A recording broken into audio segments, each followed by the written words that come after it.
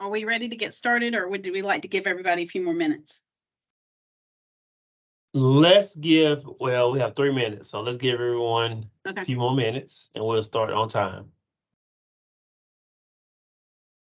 But you all cannot see my beautiful face today because my camera's not working. I feel so bad. That has not made my day. Mine either. I may not be able to present today. I'm going to have to go off and cry. I understand completely. I understand. That's what we look forward to. I know. It just hurts. To see your smiling face. I'll see if I can put a picture out there or something to meet in. Won't be the same. Hey, Holly, Joy, Lisa, since I can see you on here. So apparently your cameras are working, but mine is not. And good morning, ladies. Good morning. Good morning. Oh, Amanda, do me a favor. Make sure that you can bring up your presentation or share your screen. I want to make sure that works. All right. While we have a minute.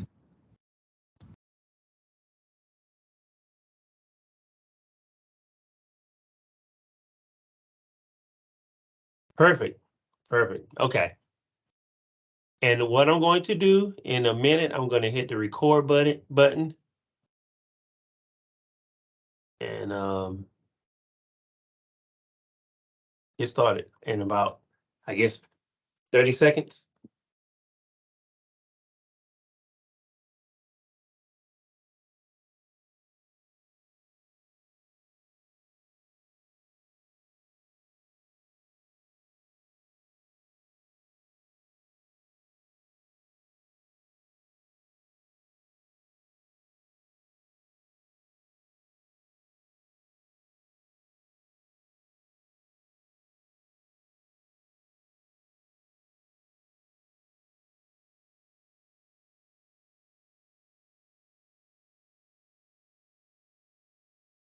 All right, so we can get started now. I'm going to go ahead and hit record.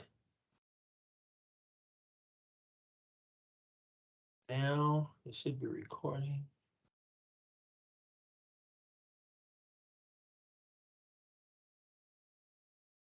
All right, I hit.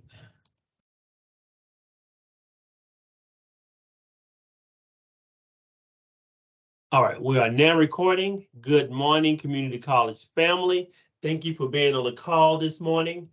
Usually these calls are reserved for the admissions and the registrar folk, but I reached out to my good friend and colleague, Amanda Toller, to see if she would be willing to do a session on the top compliance issues. And so as we spoke, she mentioned continuing education and college and career ready also. So I said, you know what, this is a good opportunity to make sure we add everyone to the fray. And since it's great information, I think everyone can benefit from it. So we asked everyone to be on the call today.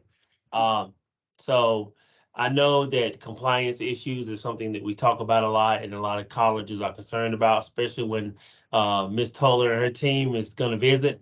And so we asked her to come and do her session. And because we have so much good information, I'm not going to belabor the point, and I'm going to turn it over to our illustrious Amanda Toller, who is the Director for Compliance Services. Thank you very much. I appreciate you all taking the time out of your busy schedule this morning to join us. I know this is a busy time. The semester's over, the ICR is due, and so I will be brief, but I do want to make sure that I cover everything and answer all the questions. So if you have questions, just let me know.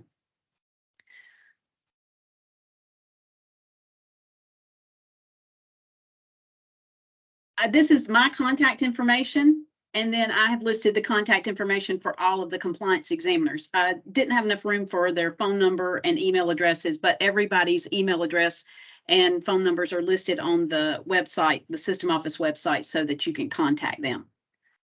If you all aren't quite sure who your examiner is, just contact anyone and we will do our best to get an answer to you and then make sure that we copy your examiner on the question. The first slide just gives you an information about compliance services. We conduct biannual compliance reviews. We're trying to make sure that everyone is held to the same standards, but our primary mission is coaching. We don't hear from all of you, and we really would like to hear from all of you. Everyone has questions, and sometimes I think that folks are scared to contact us, but please, again, our primary focus here is to provide coaching to you all. So please feel free to reach out to any of the examiners and ask your questions. We'd much rather address the question on the front end than have a problem. These are the references that we use when we come to do a review on your campus. And again, I'm going to move through this kind of fast so that we get to the meat of the presentation. This kind of gives you an idea what the review process is. We're going to send the email information out 4 weeks to say we're coming. 2 weeks before that, we're going to send the samples. And then 1 week we ask for information to be returned to us. And then we are on your campus, usually about 2 to 3 weeks.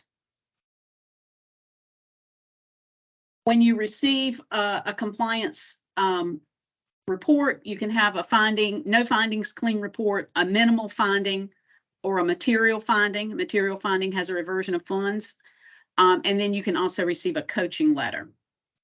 Coaching letter is just kind of a letter that says, hey, we found these things, and you might want to address that so that you don't have a minimal or a material finding. And then this next slide tells you exactly what a minimal finding is and a material finding. Minimal finding means that we found problems with hours that exceed 1% of the total number of hours in the sample. And a material means greater than 5%. Minimal, you get a report, but there's no additional review the following year. With a material, you have a reversion of funds, and then you also have a review the following year. And then these are all of the areas that we review in both in Con Ed, curriculum, and CCR. Anyone have any questions before we get started into the issues that we're finding?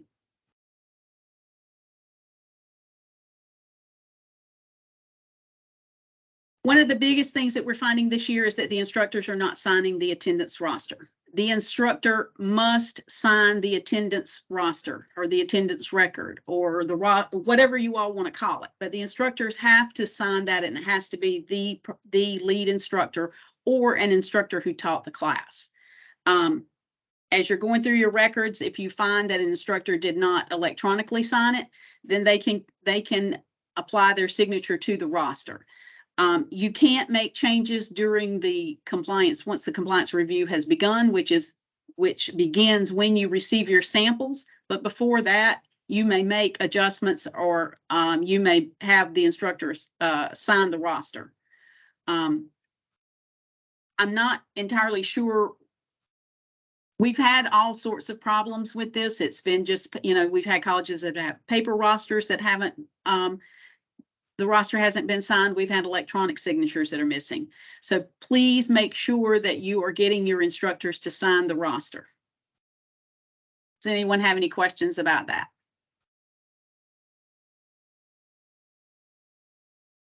Linda? Can you hear me? Yes. Okay, this is Michelle at Gaston College, and I just want to confirm, I think I heard you said that, of course, a lead instructor has to sign it, or an instructor. Now, I've been telling our folks it has to be the lead instructor. Is that still the case? Even if they have team instructors, because this was brought up to us, I guess, a couple of years ago, that it had to be the lead instructor, not a team instructor, to sign the attendance roster. And I just want to confirm. The code states that the lead instructor should sign the roster, but sometimes, particularly if you have continuing education classes, you'll have a class. These are a lot of times we'll see these if you have corrections classes where you're teaching, like the lead instructor is going to teach the first couple of days, and then someone else is going to finish the class. It's acceptable if that person who's finishing the class signs it, but the code does state that the lead instructor should sign it. Okay, thank you. So I'm good to still have people to have the lead instructor. That Yes. way it doesn't get questioned. Yes, you're correct. Okay, That's, thank you. yeah. But sometimes, and it could be that that was a reason that the lead instructor couldn't sign it. They had to go out on medical leave, or they, in the middle of the semester, they left. So those are just some of the reasons that that might change who signs the instructor, or which instructor signs the roster. Okay, got it. Thank you. Now, this is Tracy. If you have 3 instructors or 2 instructors, then everybody sign? But we just need one instructor signature. Okay. Yeah, just one person has to sign it. Unless you have your own internal policy that everyone needs to sign it. One thing that I will add for CCR, if you all are doing sign in and out sheets, and I know that Advances may change that a little bit, but if you're doing sign in and out sheets, if you'll have your instructors sign those sign in and out sheets each day, then that also provides a signature that in case the official attendance roster was not signed, then we could say, okay, well, it's not exactly right, but we can get to an instructor signature, so you wouldn't have to have all of those hours accepted. So that's something that some colleges do. It's a good idea, but it's not required. Thank you. We are finding that the instructor didn't note attendance on the roster for some, or all of the students. If you're going to report a student, then the student has to have an E or a P. If you're using paper rosters, we can get there with a check mark, whatever. But you can't leave the student blank for an entry and report those hours. We found this on electronic rosters, and we have found this on paper rosters. A lot of times what we'll find on the paper roster is that the instructor forgets to turn there's 2 sheets to the roster, and the instructor forgets to turn the page and note all of the entry for all of the students on the second page. A lot of this, I know some of you who have been in the system are going to be sitting there thinking, well, this is just, basic stuff that we know. And that's true, but we are finding problems across the state. And I don't know whether it's because we're having a lot of folks who are retiring or moving to different positions, but these are a lot of the issues that we're finding. Amanda? Yes. Hi, this is Dr. McNeil with Rowan. Quick question. Do you anticipate any guidance on how to handle things in Destiny 1? I would suggest that you contact Dr. Andrew Gardner for Destiny 1. We have had a session about Destiny 1, but I don't feel like compliance is in a position to give any guidance on how that's going to happen. That will come from the system office. Okay, thank you.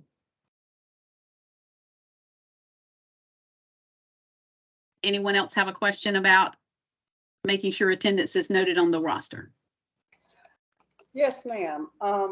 With advances on the attendance that's in the system, I haven't seen an E or a P. So do we still need to do it via paper? Because we were told that we didn't have to use paper.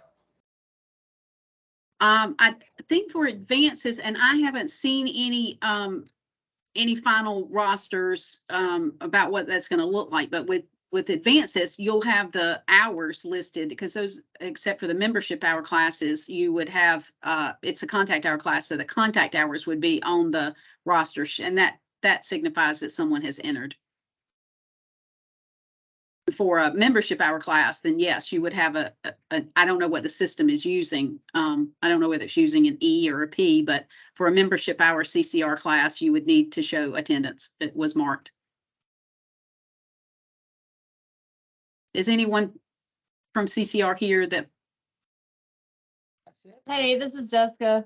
So for advances membership classes, since it is Title II, you're still required to take attendance. So they'll still print out that class attendance roster for membership, which shows day-by-day attendance.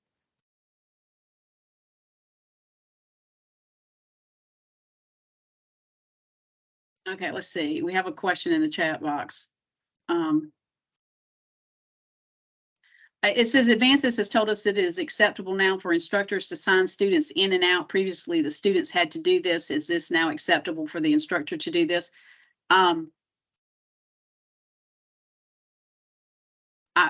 Jessica, I don't, That's the check-in, check-out feature in the system. okay, so that's not the class that is being held on at a community center and the students are signing, it's still using the sign in and out sheets. Right. Okay, so for a class that is not using the check in and check out for Advances, then the student should sign themselves in and sign themselves out, not the instructor.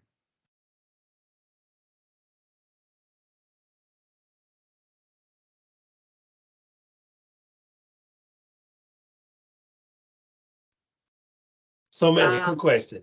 Uh-huh. With the questions that are coming up, is that something, especially with Destiny 1 and Advances, is that something that your area will be looking at once they get acclimated to that process, or is that someone else? Or We will be looking at it. We've been in contact with CCR and we've talked about some things. I'm just kind of one of those people that needs to see it before I quite understand it. So, but Jessica has been working with us, and so has the entire CCR team. But again, we haven't seen it.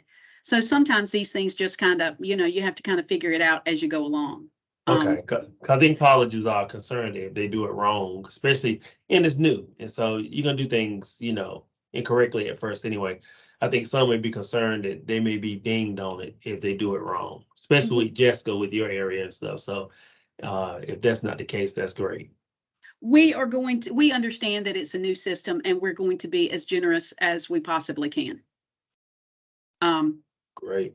Understanding that it's new, everyone's trying to learn, including us. So, I've had a lot of colleges say, hey, we want you all to give us the benefit of the doubt on this. And that works both ways. Please make sure you're giving the compliance examiners the benefit of the doubt when we don't know the answer. Or if we, and another thing is sometimes we'll come on a campus and we will ask you a question and we do not know the answer. And so sometimes that scares folks, but we've got to learn this process too. So I think we'll all be working on it together. But with Advances, again, the CCR team at System Office has been wonderful to work through issues with us and get our input. Destiny 1 is a little bit newer, and we haven't seen as much information about that. So I really don't know that much about Destiny 1, how it's going to look and what we're going to do. We did have a meeting, I don't know, a couple of weeks ago and gave our feedback on some things. So we're in the process of working with that with folks at the System Office.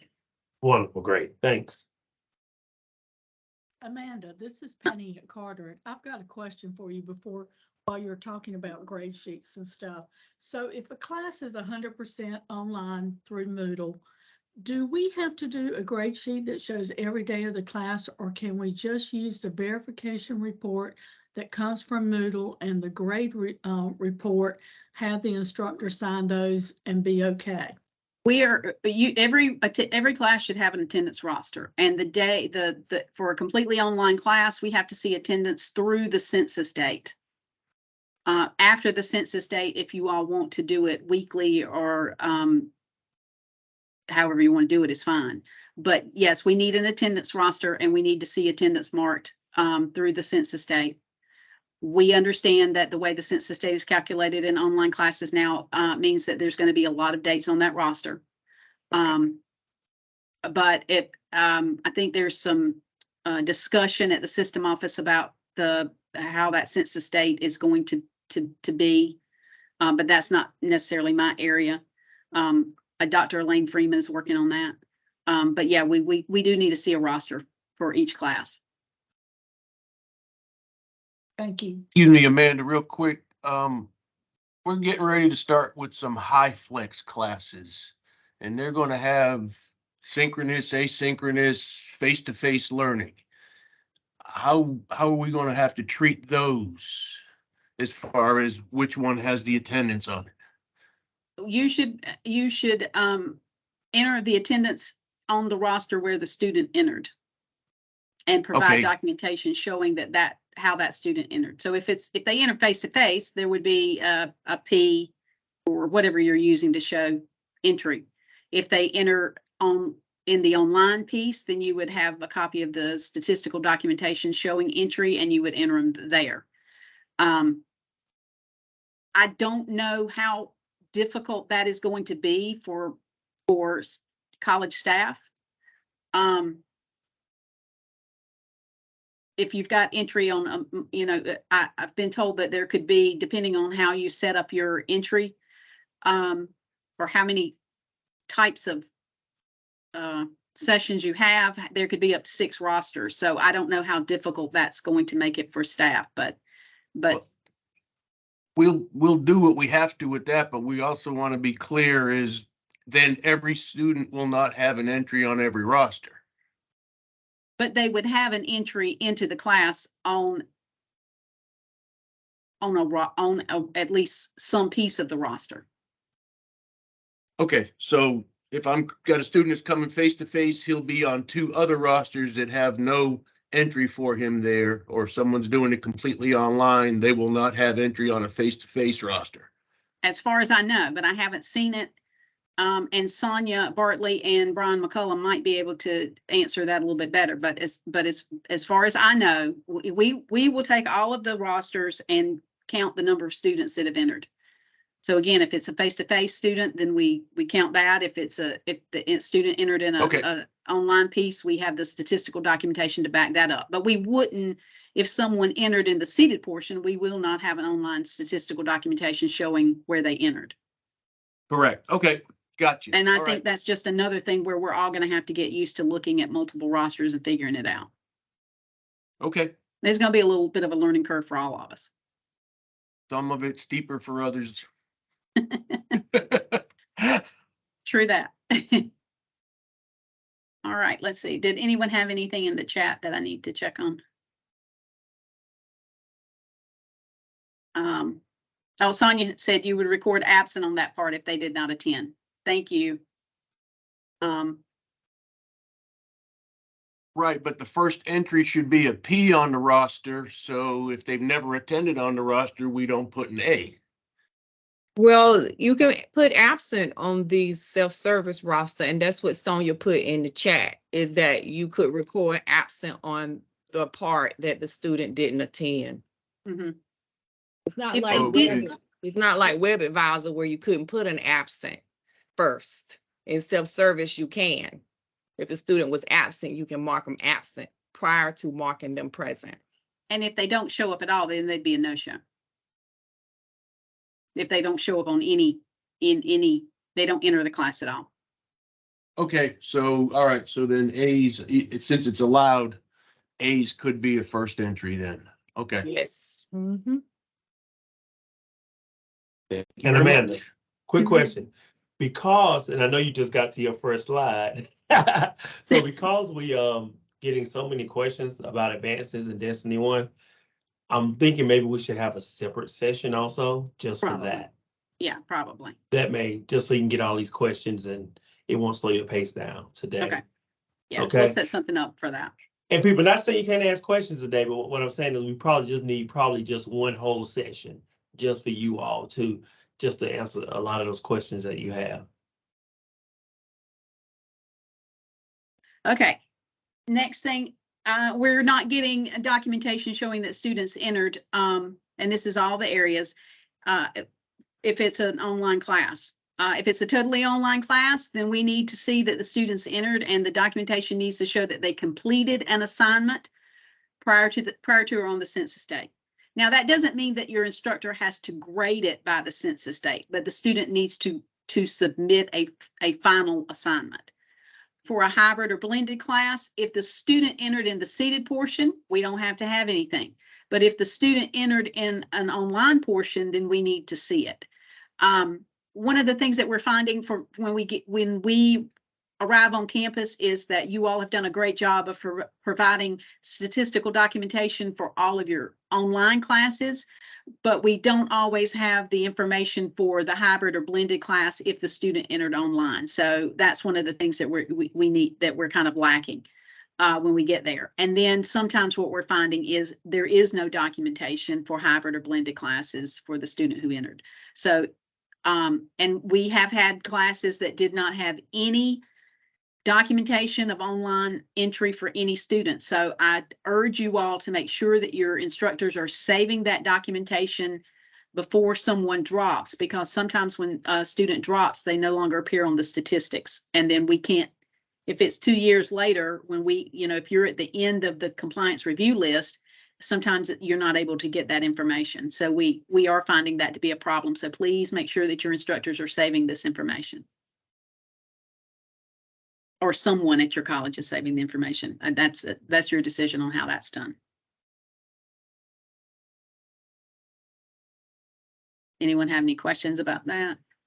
I keep trying to check the. Yeah, quick question on that. This is Courtney from Beaufort County Community College. So we have all of our online classes and our hybrid blended classes set up to where the students do like an introductory assignment in Blackboard. So that's like they're entering into the class. And there's a report that we can pull from Blackboard that shows all of the students that did the introductory assignment and when they did it. So would that documentation be what we could use to show that the student entered the class? Yes, that's what we Yeah. need. Okay. And it's also helpful if it's alphabetical, as it's easier to go through on the statistics. I mean, on the roster. Now, that presents problems for us, certainly, but it presents problems, I would think, more for the folks at the college who have to look at more rosters than we do. So if you can make sure that the student entry is alphabetical or how they appear on the roster, that makes things go quicker when you're reviewing it. Okay, thank you. All right. The number of students enrolled at the census date was miscalculated. And that if the number that is of students reported on the ICR has to be the same number of students that are on that attendance roster. So make sure you're counting those students correctly.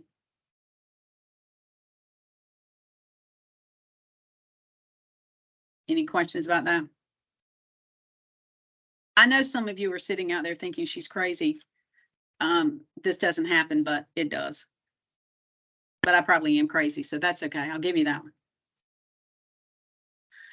Scheduled hours on the official attendance record did not match the hours reported on the ICR. You should make sure that the hours that are on the attendance roster match what was reported. If there's a change, and then you need to make sure that the ICR is changed. That this typically more often than not occurs in continuing education, but we do see it in curriculum and in some of the CCR membership hour classes. So someone should check to make sure that the schedule is correct. And typically that's going to start with the instructor.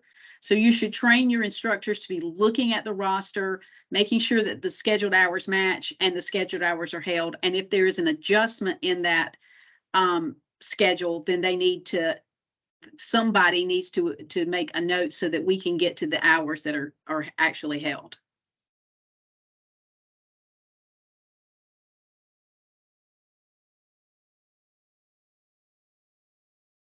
Let's see.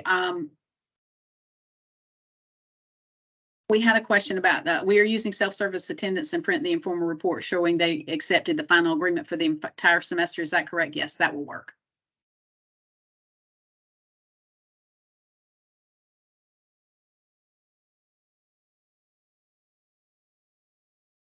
The instructor has to be paid to teach the class, and they have to be paid for all of the hours to teach the class. If you're paying off of timesheets, then we need to see the timesheets. If you're paying off of a contract, we need to see the contract.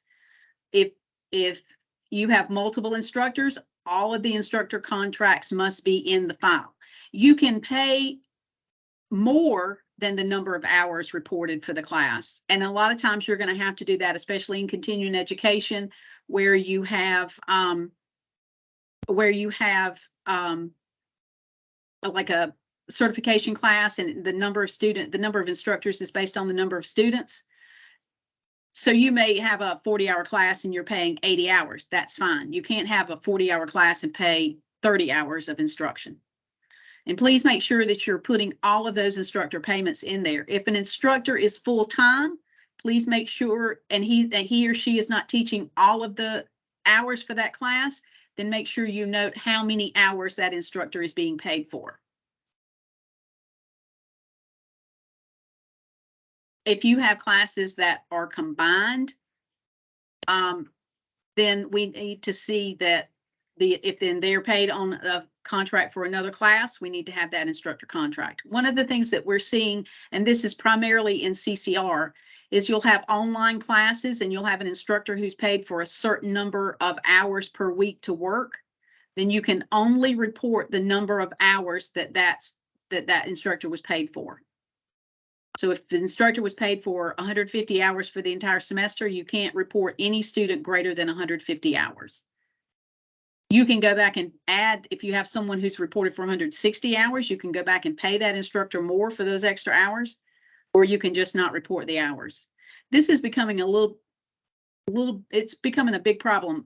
So does anyone have any questions about that? Okay, so if you have an online class and it is through like one of the distant learning programs, and say a student get like 40 hours, but the instructor only works 8 hours, enough to document that, but the instructor can't work just 8 hours, they have to work 40. They have to be paid for 40.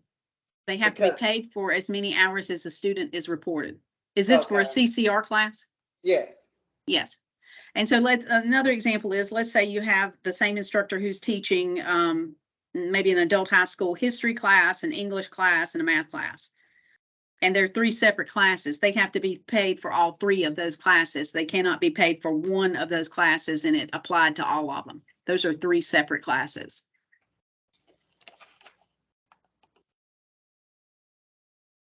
What if you have a full-time instructor and a part-time instructor for a completely online class? For instance, the part-time instructor probably have like hours available just for students to ask questions or seek guidance, but it's not mandatory. But you have a full-time instructor that it covers all the hours. Is that acceptable? It depends on if your full-time instructor is actually working or if you're dumping everything on the part-time instructor and putting the full-time instructor's name on there so you don't have to pay the part-time instructor more.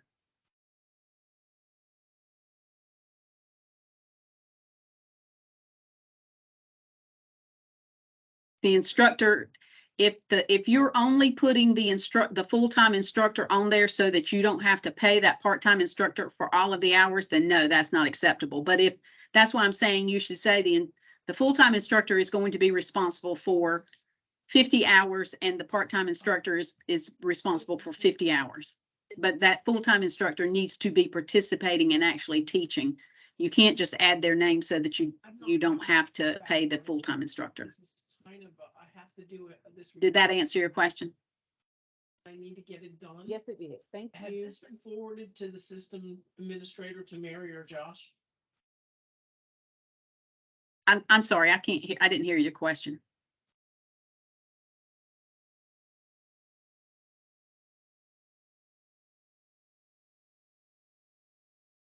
It is INC 0109. The hours and the full-time. How do you document that the full-time instructor is responsible for 50 and the part-time instructor is responsible for 50 hours? Typically what we see is a no pay contract and it will say that the instructor is responsible for 50 hours and it's 0 pay and it'll be noted that they're a full-time instructor. Thank you. Mhm.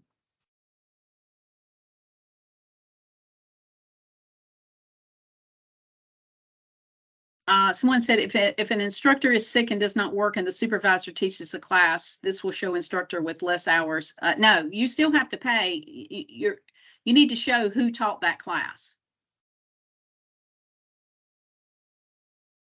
So if a supervisor is teaching the class, then they need to either be paid to teach that class or it's part of their full-time load and they would need, you can just put if you just have a full-time instructor who's filling in, a note can be put in there that, this person filled in for this instructor and they are full-time with the college and part of their job duties are to fill in if an instructor is sick.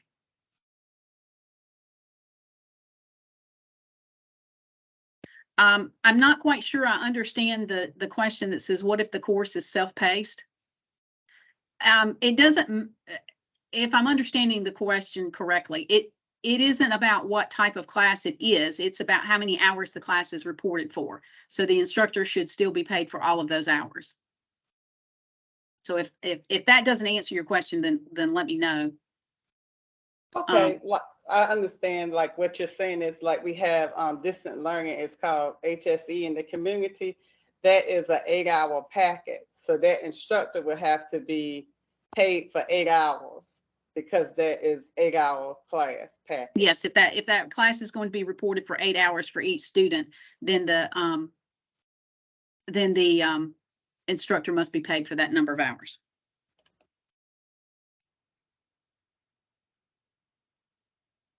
Sorry, I'm trying to keep up with it. So this is for online as well as in person, correct? Yes. I'm not sure, again, the question, the person who said, what if the course is self-paced, and then said we would go broke. I think we may be talking about something different. So if Ms. Stanley, if you want to reach out to. Right. Well, the point is, you know, our adult high school program, we only have 2 people that kind of, you know, run the operations of that, but those courses are self-paced. The teacher's not actually teaching anything, but they're just running those courses, and the students are working at their own pace, and we record well more hours probably than they're paid. I mean, that's impossible to pay the instructors exactly what all the online hours that we would accumulate. I don't really get this. It's not impossible, and it's the way it's supposed to be done. So I don't know what college where you work. I think you probably need to reach out to me or to one of the examiners, and let's have a conversation about this, because I think we may be talking at cross points. So I think it would be easier if we had a conversation later on. Is that agreeable with you? Sure. Yeah, absolutely. Okay.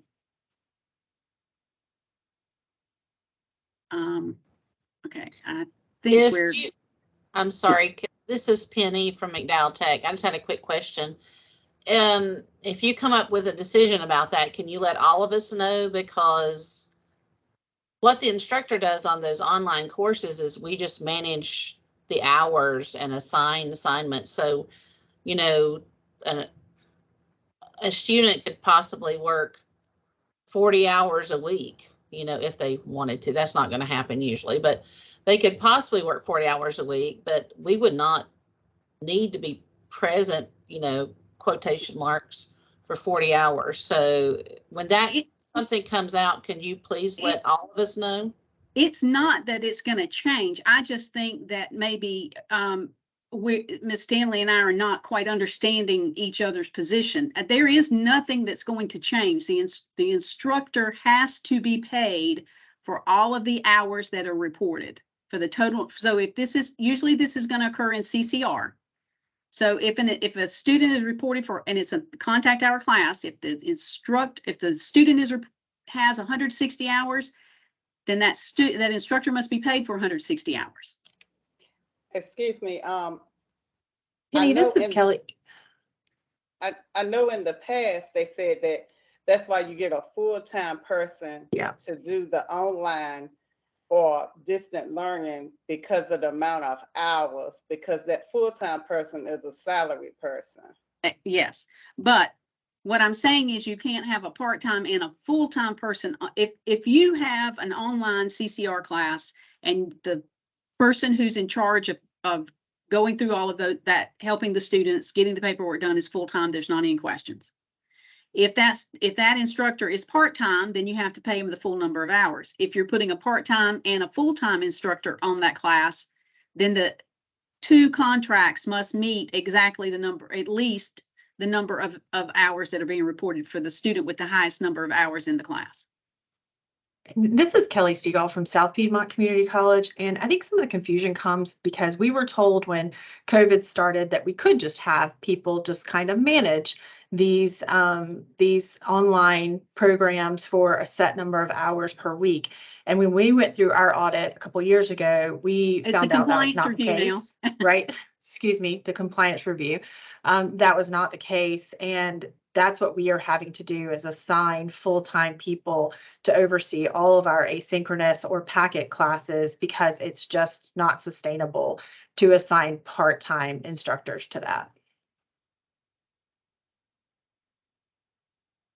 Again, however many hours the student with the highest number of hours has is how many hours the instructor must be paid. If you put a full-time instructor on those classes, then and a part-time, then it should be that they're splitting the job duties. We did go to a college and I asked, is the full-time instructor teaching this, or did you just put their name on it so they could sign the roster and not have to pay the part-time person? They said so they could they wouldn't have to pay the part-time person, and the full-time instructor could sign the roster. That's not correct. If the part-time person is doing all the work, then you have to pay them.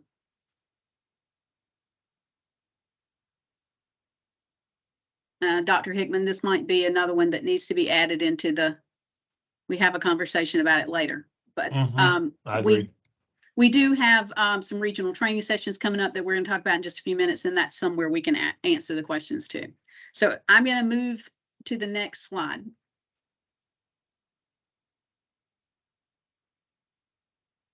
Evidently, I'm not going to move to the next slide. There we go. Fee waiver. The student must attest to their job title and their job agency, job classification, and we have to see that information if they are fee waived.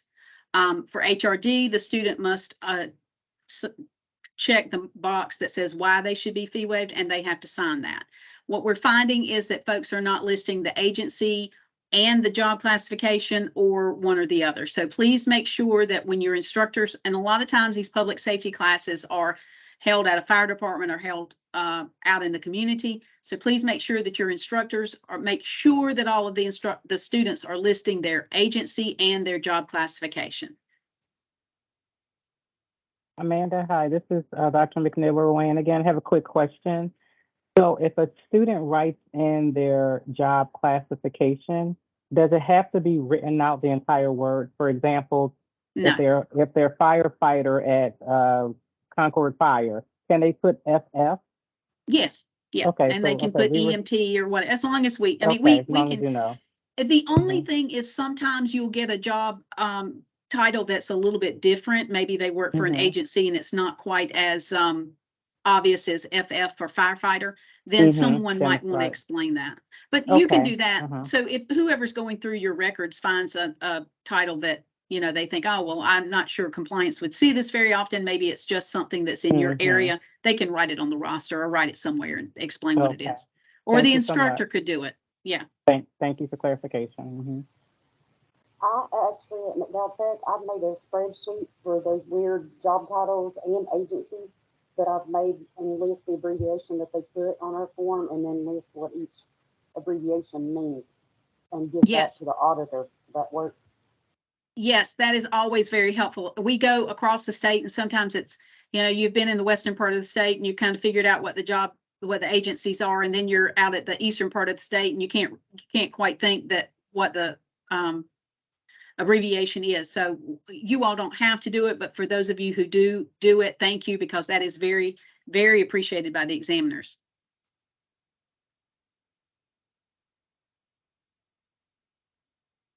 What we're finding in CCR is that contact hours are miscalculated. It's easy to do. So please make sure that your folks are going back and checking the hours and making sure that they're rounded properly and that they're calculated properly.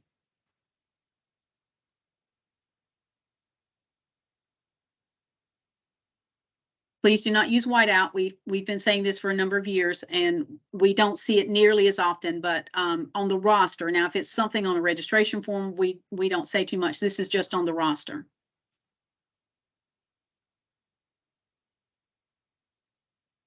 These are our regional training sessions. We're going to be having a regional training session at Halifax, Cape Fear, Central Carolina, and Western Piedmont. An email went out to the presidents and the president's assistants earlier this week. I sent out some to folks who had reached out to me about the times. The examiners have sent some, have received some and questions, and we've sent that information. If you have any questions about where these regional training sessions are going to be held, the information is here. You're welcome to reach out to the examiners. If you have questions, contact one of the examiners. If you parking in Wilmington is going to be very limited, so please make sure you carpool. There was information on the email about who to call about getting a parking pass. You can reach out to Debbie Causey, who's at Wilmington, or you can reach out to any of the examiners. Ms. Causey sent an email earlier today that said she likes to wait about a week before the event to send out the parking passes. So she's very on the ball and will get that to you, but she may wait until closer to the event, the date for the event to get that. Curriculum sessions are going to be in the morning for all of those, and continuing education and career and college and career readiness are going to be in the afternoon, and then lunch will be on your own. Typically, I think what we're going to try to do is start at 10 and go to 11:30 in the morning. Lunch will be from 11:30 to 1, and then from 1 to 2:30 will be continuing education and CCR. This is the information. If you have any questions or comments, if you have any questions about today's presentation, you can email me or you can email any of the examiners. I am going to be out on medical leave beginning May 30th, so I'm not going to have anything. I'm not going to have any. I'm not going to be responding to any emails after Friday. But Saber Matney, Susan Miller, Norman Cooper, and Tanya Waddle are all the compliance examiners, and they will be responding to emails and questions. Does anyone have any questions that they want to, when we went over that we haven't covered? They have lots of questions. They have a lot.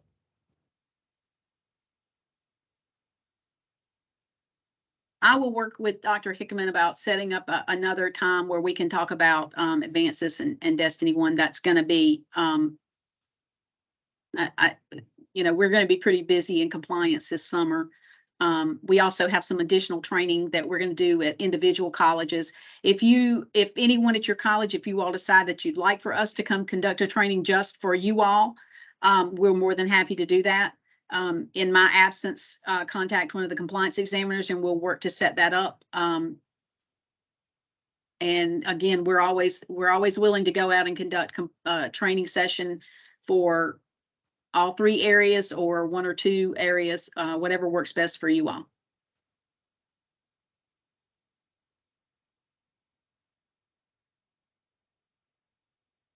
One quick Thank you, Amanda. Thank y'all. I think someone said they had a question. Good to see you.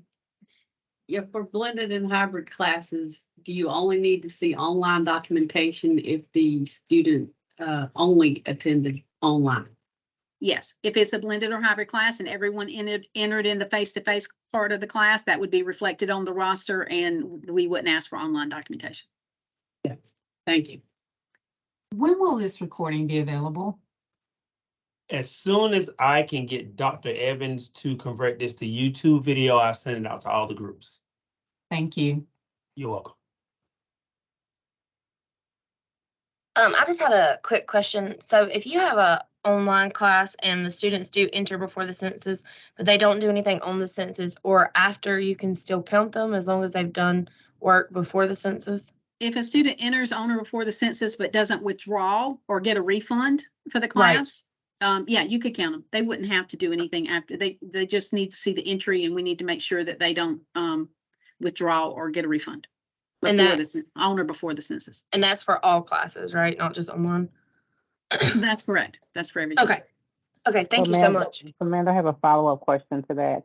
So you only want to see activity up to the census date for online, correct? For an online class, we just need to see the first entry assignment. The first entry time, as long as it's before the, thank you. I just want clarification. Thank you so much for that. Bye-bye. Bye-bye. But not before the term starts, right? No, it can't be before the term starts. So it can't be before the first day of class. So the documentation must be, the entry must be on the first day of class or through the after, census. but on or before the census day. And we have to, if the student has withdrawn, we need to see that. Okay. And it's thank helpful you. if you'll tell, if someone doesn't have any attendance or any documentation, you know, they just have an E and they don't have anything, and their last day is within the census date, then we usually ask, did they withdraw? So if you have that, if you'll go ahead and write on the roster that, you know, Amanda Toller entered on the first day of class, but her last day was before the census. If you just put that, you know, she didn't withdraw until March 31st and the census was in January, then that solves that problem. So are you accepting the E without activity, or do you want activity assignment as well? You want We'd have to, proof for an of both? online class, yeah, we'd need to see that they did something for that Something E. for the, okay, so but Yeah. after that, okay, I got it. Thank you so much. Uh-huh.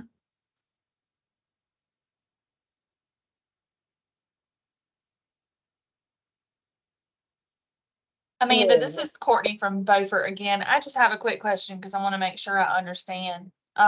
So for an online class, our instructors don't record anything for the student until they have entered. So they will have that P to show that they entered the class. Is that okay? Like, do they have to record anything else, like as far as absences? They need to follow your college policy. Okay. So if your policy is that they need to record the absences, then yes, they would need to do that. But for compliance, we need to see when they entered and if they withdrew, or if it's an online class, we need the statistical documentation that goes with that student. Or if Okay. it's a blended, or if they entered in a blended or hybrid piece too.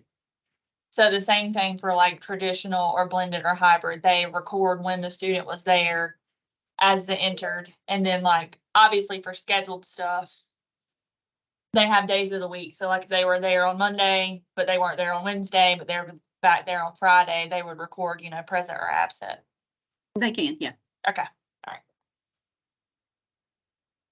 right. Our focus is to make sure that the students entered the class properly. Do you need online documentation for a class that's online that's synchronous?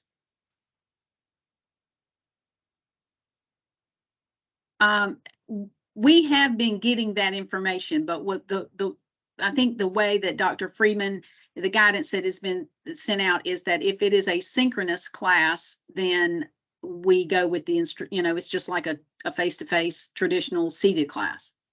Okay, thank you. Hi, Amanda. This is Margaret from Rockingham Community College. I have a quick, quirky question, and you may have answered it already. If I had a student that was entered a face-to-face course, and came to the class, but dropped the course and added the evening course. And when they came to the evening course, they did not do a REA for the evening course. And the face-to-face portion of it was after the census, and the evening course is a blended course. Can they be counted for the day face-to-face course, even though they dropped it?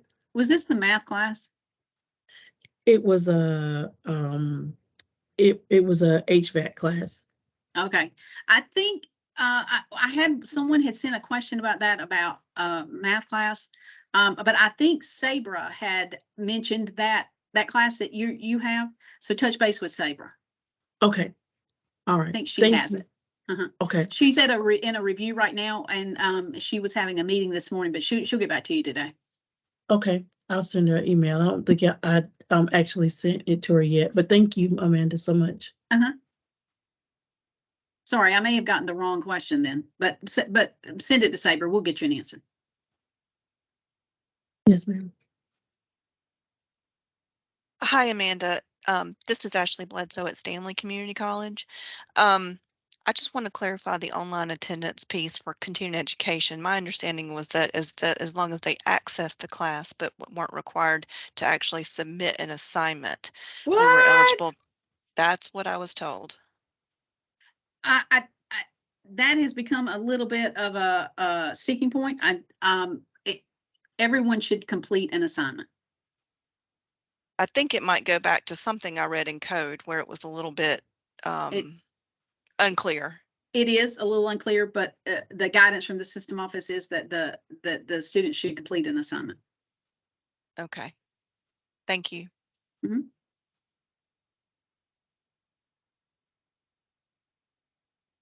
Again, if you all have any questions, reach out to your examiners, and we will get a answer back to you as soon as possible. We are still conducting reviews until the end of June, so and with my absence, things may be a little bit slow. So if you'll just make sure you have some patience with them, they will respond to you as soon as possible. Ms. Toller, thank you for taking Thank your you. time out today, for answering all these questions that you're getting, and thanks everyone for being on this call. I will go ahead and stop the recording, and as soon as JJ is able to convert this to YouTube, I will send it out to everyone on the listserv. Is that okay? Great. Sounds good. Thank y'all. Y'all have a good day. Thank you all. Have a nice day. Bye-bye.